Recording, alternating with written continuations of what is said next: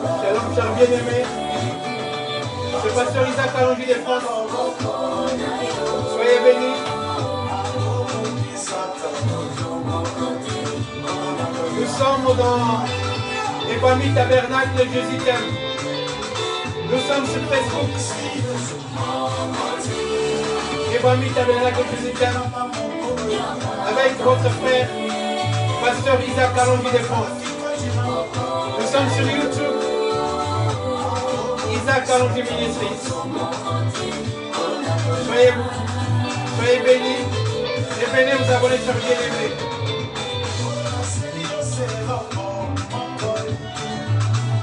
Nous prêchons la parole dans ces temps de la fin, dans la miséricorde de Yeshua, notre Elohim. Soyez bénis, chers bien-aimés. Je prêche la parole par la grâce du Seigneur Jésus pour partager avec vous la parole de notre Créateur et notre Seigneur, notre Sauveur Jésus-Christ, Yeshua Mashiach. Soyez bénis, chers bien-aimés. Pasteur Isaac Alongi de France vous dit shalom. Nous sommes dans la joie et dans la crainte et les tremblements, car nous prêchons la parole sans chichi, sans ajout et sans retrait. Jésus-Christ est Seigneur.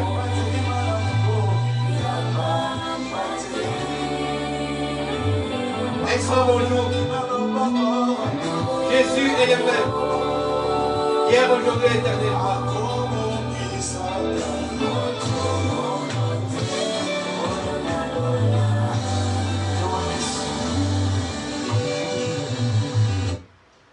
Pareil à l'aigle qui éveille sa couvée, voltige sur ses petits, déploie ses ailes, le prend, le porte sur ses plumes. Pareil à l'aigle qui éveille sa couvée, voltige sur ses petits, déploie ses ailes, le prend, les porte sur ses plumes. Notre thème de ce soir, chers bien-aimés, avec votre humble serviteur, Pasteur Isaac Alongi de France, est l'aigle du rocher. Nous allons parler de ce majestueux aigle, cet aigle divin qui prend ses petits, les aiglons, et les amène dans les hauteurs. Et il garde ses petits comme la prunelle de ses yeux. Il garde ses aiglons comme la prunelle de ses yeux. Ces aiglons ont du prix à ses yeux. Dieu a tant aimé le monde qu'il veut ne pas rester seul, mais prendre une épouse parmi les fils de l'homme. Dieu est amour. Et Dieu a plusieurs faces. Dans la prophétie, dans le livre de la prophétie, dans Apocalypse, on nous parle des quatre faces,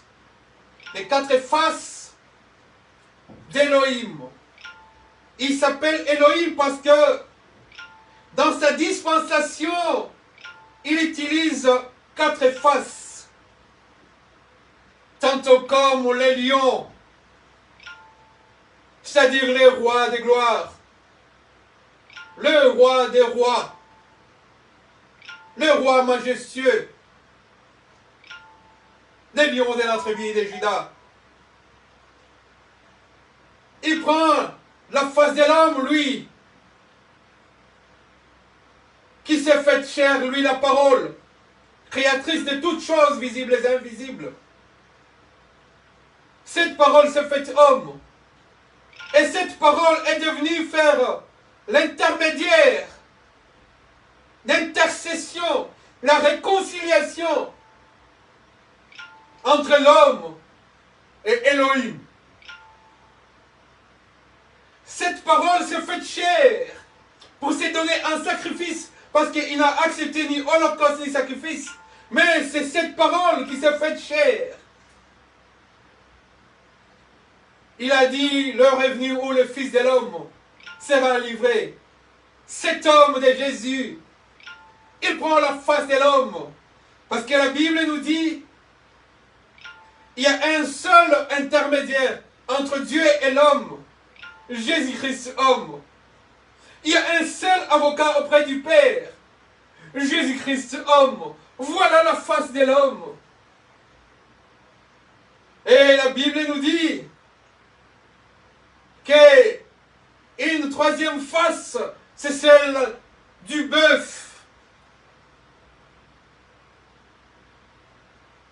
La chair du sacrifice qui doit passer par le feu pour être immolé, qui doit passer par la souffrance, pour porter toute la souffrance de la nature humaine et passer sur l'autel d'airain afin d'être immolé. L'autel d'airain, comme nous avons vu, ce n'est que l'image et la préfiguration de la croix de Jésus. Voilà pourquoi il porte cette face. La face du bœuf ou la face de l'agneau. Alléluia. Gloire à Jésus. Quand il a porté cette face, les gens voyaient un homme qui marchait sur le hauteur de la terre. Les gens voyaient celui qui est sorti de la famille de Joseph et de Marie, qui est sorti de cette maison du menuisier. Mais lorsque son cousin Jean-Baptiste l'a vu, alléluia, il a dit, voici l'agneau de Dieu qui ôte les péchés du monde. Et la face du sacrifice, la face du bœuf. Mais pour amener les rachetés qui sont passés par la rédemption, par les rachats, ils portent la face, la quatrième face, la face de l'aigle. Et la Bible nous dit, pareil à l'aigle qui éveille sa couvée, voltige susceptible, déploie ses ailes, le prend,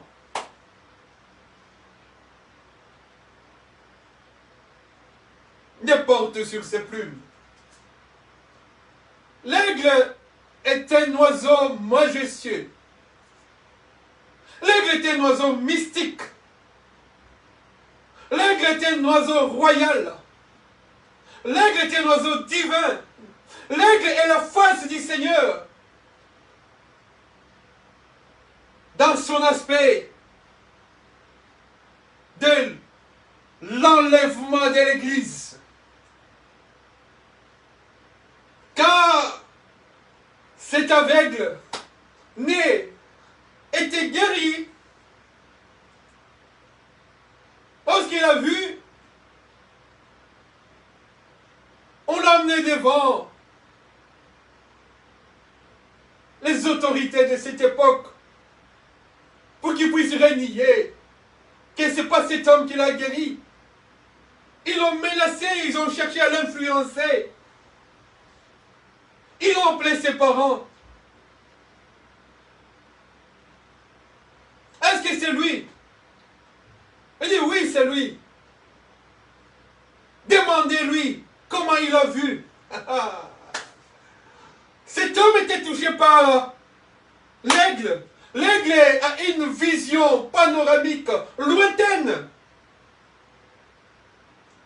L'aigle vient nous ouvrir les yeux pour que nous puissions voir que nous sommes pèlerins passagers sur cette terre et que nous devons entrer et monter sur ses plumes. Et cet homme, devant les menaces des sacrificateurs, des scribes, des pharisiens, on lui a dit, c'est qui t'a fait voir? C'est qui t'a ouvert les yeux? Il a dit, c'est cet homme de Jésus. Mais lui, nous savons qu'il ne vient pas de Dieu. Lui, l'homme aveugle né, désormais voyant, avec les yeux ouverts, il a dit, moi ce que je sais, c'est que Dieu n'exauce pas un pécheur. Dieu n'exauce pas un pécheur. Il lui a encore mis la pression. Que dis-tu qu'il est, lui?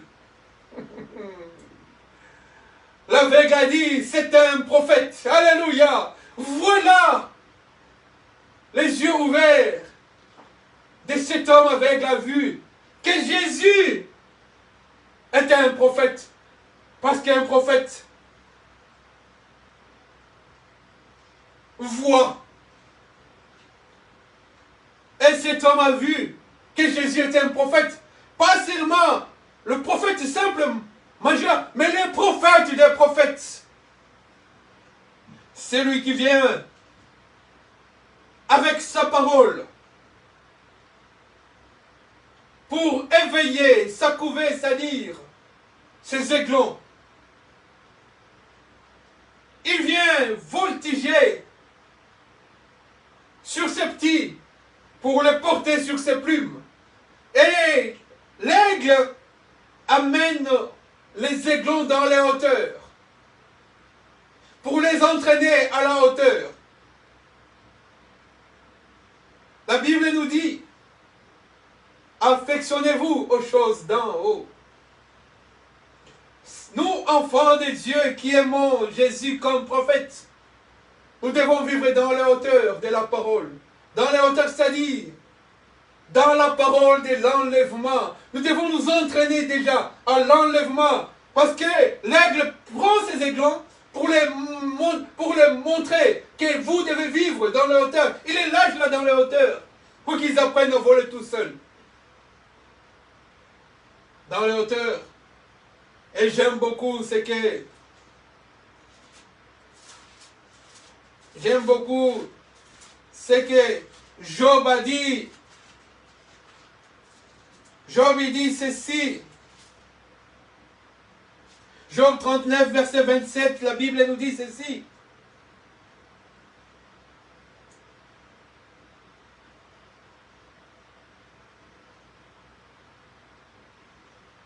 Job 39, verset 27, la Bible nous dit, bouillonnant d'ardeur, il dévore la terre. Il ne peut se contenir au bruit de la trompette. Quand la trompette sonne, il dit, en avant. Et la trompette, le son de la trompette, c'est la voix de l'aigle qui sonnera. Parce que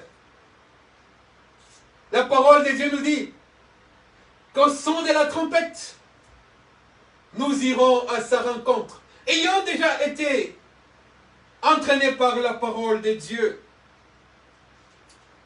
Et cette trompette, c'est la prophétie de l'enlèvement qui nous amènera dans les hauteurs, là-haut, dans le firmament.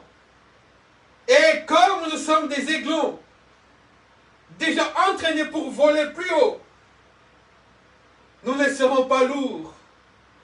Parce que nous sommes déjà entraînés dans la prophétie, à aller plus haut, et nous irons à sa rencontre.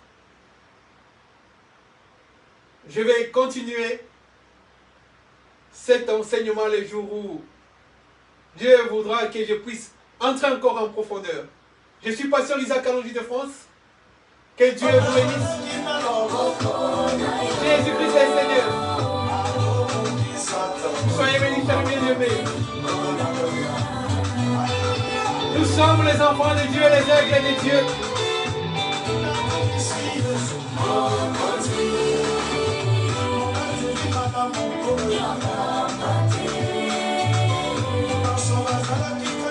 Je suis pasteur Isaac Alonji de France. Je suis sur YouTube. Isaac Kalonji Ministries.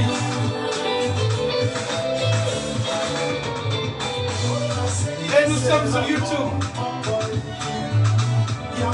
Isaac Kalonji Ministries. Ou pasteur Isaac Kalonji de France. Venez vous abonner aussi sur Facebook. Évangile Tabernacle Jésus t'aime. J'aime Jésus.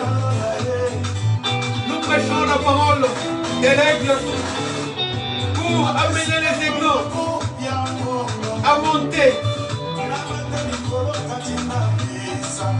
Jésus.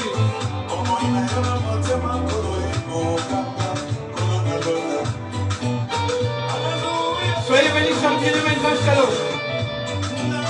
Je disais, Seigneur, n'oubliez pas que nous sommes sur TikTok. Isaac Kalonji Ministries.